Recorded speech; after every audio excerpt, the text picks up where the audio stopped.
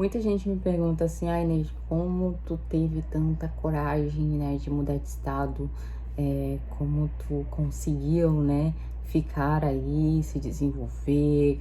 Acho que uma das maiores curiosidades das pessoas referente à vida de outras é fazer esse comparativo de que, e se eu fizesse isso também, num quesito de uma mudança tão drástica que é mudar de estado, é mudar de cidade, é mudar de país.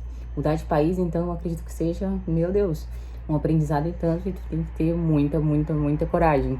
Mas vamos lá. Em 2013, quando meu avô veio a falecer, né?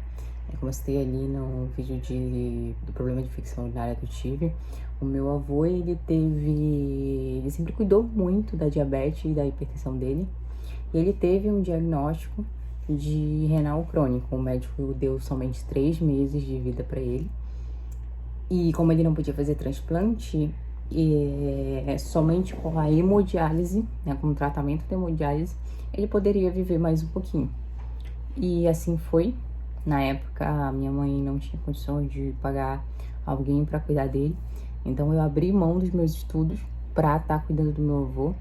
Eu sabia que era algo que eu podia voltar no tempo, né, e recuperar, que era a questão dos meus estudos. Mas o meu avô, eu não teria mais ele ali. E o meu avô, ele foi um símbolo paterno na minha vida que eu não tive.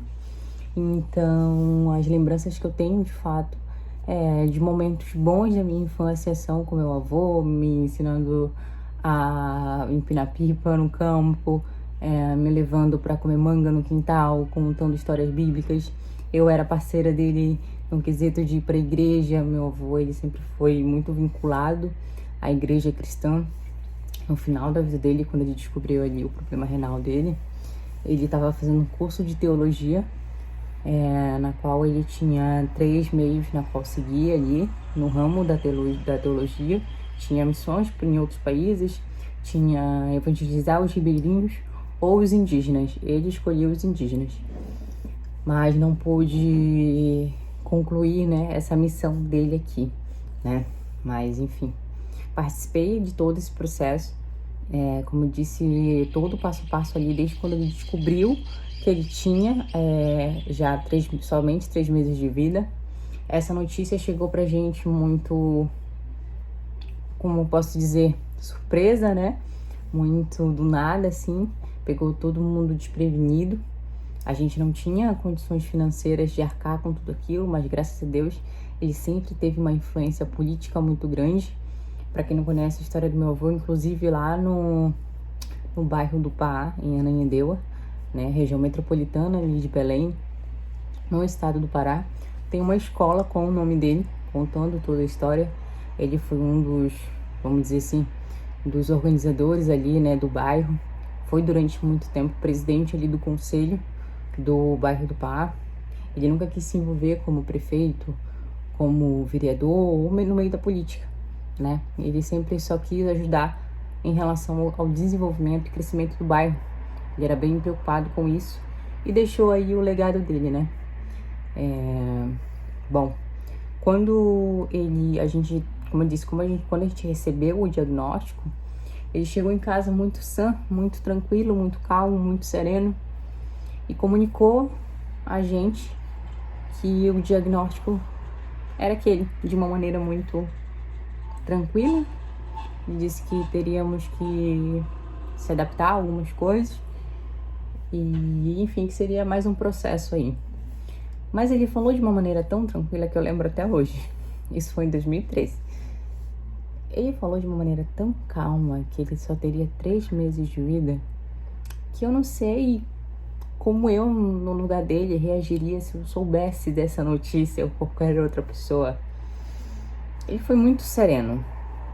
Essa é a palavra, sereno. Ele foi muito sereno. Ele falou que ia fazer o tratamento certinho. A gente foi no hospital, conseguimos uma vaga para ele, para fazer o tratamento de hemodiálise. É um tratamento muito difícil, muito complexo, muito delicado.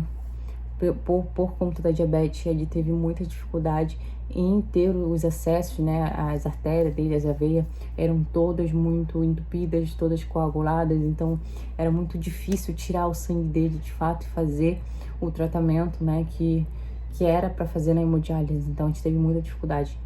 Ele era um homem muito alto, com mais de 1,80 m, 90, não lembro, mas era mais ou menos isso.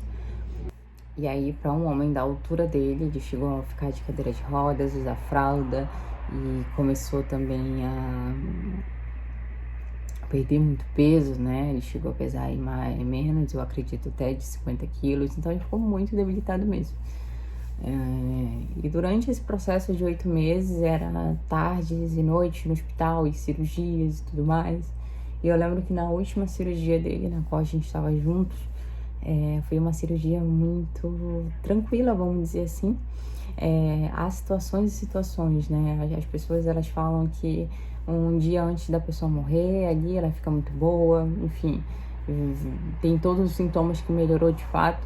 E meu avô, ele teve esses sintomas, tá? No dia da cirurgia, ele saiu andando da cirurgia dele, falando muito bem, se comunicando muito bem, muito diferente das outras que ele já havia passado. Em todos os momentos, sempre muito sereno, sem reclamar da vida, sem reclamar de nada. Era um cara muito tranquilo. Eu não via, mesmo com toda a dificuldade que ele estava passando, eu não via nenhum tipo de, não sei, de aborrecimento, de estresse, de tristeza, de nada. Ele tava, parecia que ele tinha aceitado que aquilo ia acontecer, ele estava muito tranquilo do que poderia acontecer de fato. Então, naquele dia da última cirurgia dele, a gente voltou para casa e eu lembro exatamente como se fosse hoje, porque foi um dia que de fato marcou a minha vida. Voltamos para casa e quando foi à tarde eu teria que ir na farmácia comprar alguns medicamentos, né, pós-cirúrgicos aí para ele. E eu lembro que quando eu tava na farmácia, minha mãe me ligou falando que ele tava começando a delirar e falando várias coisas. E eu disse só para ela se acalmar, porque ela tava muito nervosa. E ele começou a falar que ele iria embora. Era isso, ele iria embora. Então a minha mãe começou a ficar muito nervosa, porque ele de fato queria arrumar as malas dele e ir embora. Então eu voltei, comprei os remédios, voltei para casa, e quando eu cheguei em casa, de fato, ele tava falando isso, que ele iria embora. Mas ia embora para onde? Se ele morava com a gente, se ele não tinha ninguém, se ele não tinha para onde ir. E ele só falava que ele iria embora, e isso durou uma tarde inteira. Então, após isso,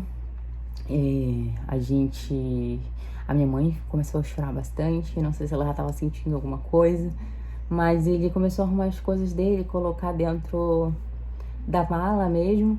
E, gente, é loucura lembrar disso, porque, enfim, um dia antes dele de fato morrer. E aí eu lembro que eu passei a tarde inteira com ele, eu falei assim, vô, calma, você vai, só fica mais um pouquinho aqui com a gente, não tem pressa, fica aqui, eu não sei pra onde ele tava dizendo que ele iria, mas eu tentei acalmar ele dessa maneira. Aí ficamos ali no quarto, assistimos TV, ficamos por ali. Eu fiquei até a noite, até mais tarde ali com ele, com a mala toda pronta, né? E teve uma hora à noite, que ele falou assim, olha só, já vieram me buscar. Mas quem veio buscar ele? E ele começou a apontar assim pro quarto, como se, tipo, olha, eles chegaram, vieram me buscar. E só tava a gente no quarto. O quarto era muito pequeno. Foi um pouco assustador, tá? Essa parte, vou confessar. Mas a gente conseguiu acalmar ele de novo. Minha mãe continuava muito nervosa. E aí ele ficou na cama. E eu lembro que eu acabei adormecendo. Eu acordei com ele falando assim, minha filha, vai descansar. Amanhã a gente conversa.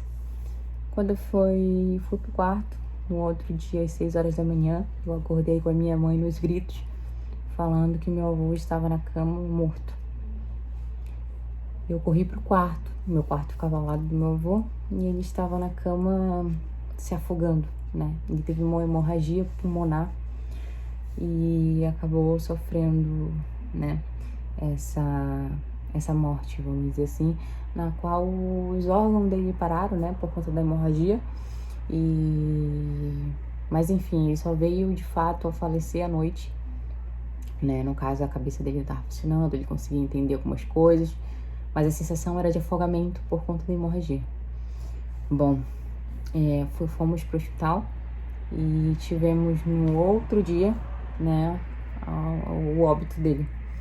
E essa foi minha primeira experiência com a morte, de frente, de perto. Eu já tive outras experiências com a morte também, mas essa foi a primeira vez que eu tive de perto. Eu não sofri, eu acho, tanto por conta dele ter sido tão sã nesse meio período e eu ter acompanhado de perto todo o processo. Ele foi muito tranquilo e isso me passou uma tranquilidade também nesse momento. O que fez eu refletir bastante foi vendo ele naquela pedra gigante no hospital, somente com um lençol branco, fez eu refletir de que toda a história dele, em referente à política, em referente ao que ele fez pelo bairro do Pará, referente à família, referente a tudo, ele voltou da mesma maneira que ele veio ao mundo. Sem nada. Sem absolutamente nada.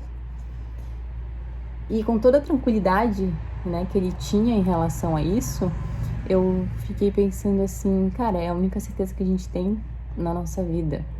E eu tive esse baque muito cedo. Então pensei, cara, eu não tenho nada pra perder nessa vida. Eu tenho que me aventurar, eu tenho que conhecer gente, eu tenho que viajar, eu tenho que sentir esse medo de arriscar, do novo. E foi isso e é isso que me rege até hoje, né? Não ter medo da vida, não ter medo perante a vida, porque a única certeza que eu tenho é que eu também vou estar naquela pedra com o lençol branco. Então é isso.